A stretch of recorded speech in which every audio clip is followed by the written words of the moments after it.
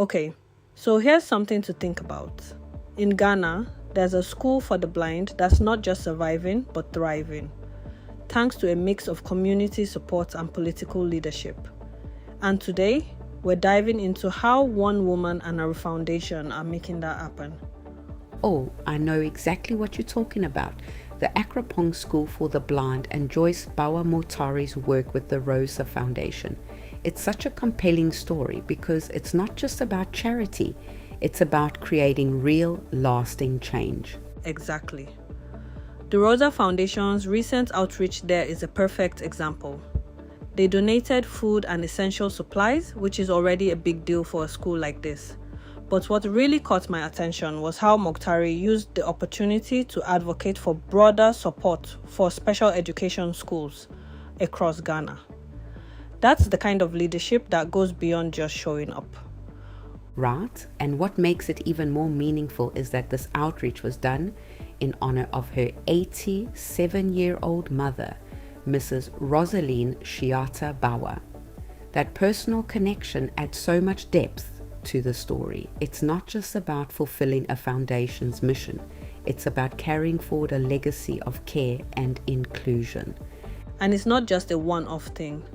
The ROSA Foundation has a clear mandate to promote social inclusion and provide relief to vulnerable communities. This outreach aligns perfectly with that mission.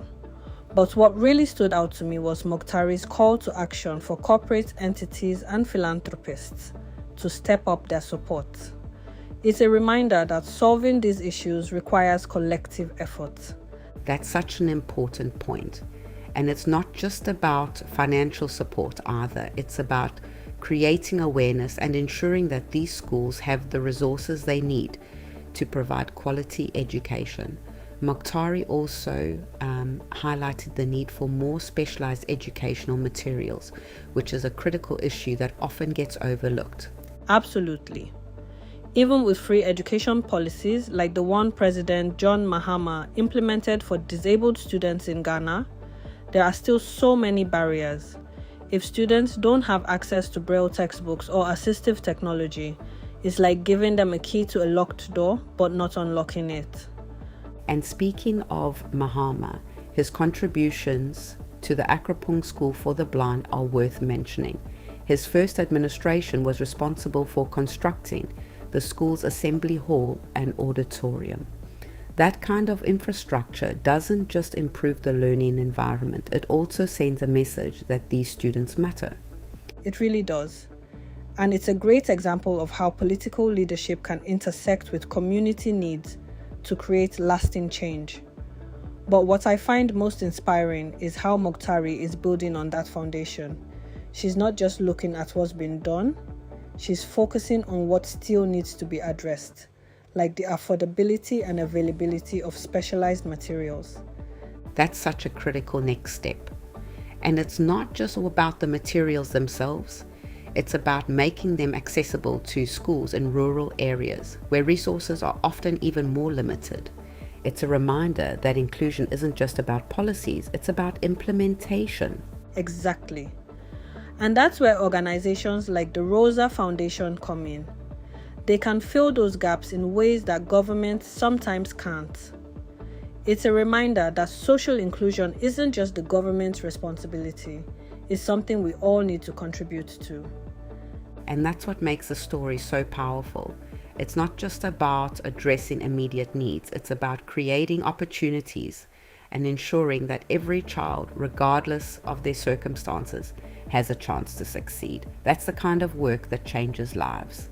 And it ties into the broader conversation about youth empowerment. When you invest in education and create opportunities for young people, especially those from vulnerable communities, you're setting the stage for long-term societal progress. It's inspiring to see how the ROSA Foundation is working to make that happen. And it's not just about addressing immediate needs, it's about building a foundation for the future. This outreach is a perfect example of that. Definitely. And it's also a reminder of the power of individual and collective action. Whether it's a foundation, a government policy, or even a single donation, It all adds up to create meaningful change. That's such an important point, and I think that's the takeaway here. Whether you're an individual, a corporation, or a policymaker, there's always something you can do to contribute. It's about recognizing the needs around you and taking action. Exactly. And stories like this one remind us that change is possible. It might not happen overnight, but with consistent effort and collaboration, we can make a difference. And that's a message worth spreading. Whether it's through education, advocacy, or direct action, we all have a role to play in creating a more inclusive and equitable world. Well said. It's stories like these that keep us hopeful and motivated to do our part. Absolutely. Here's to more initiatives like this one, and to the people who make them happen.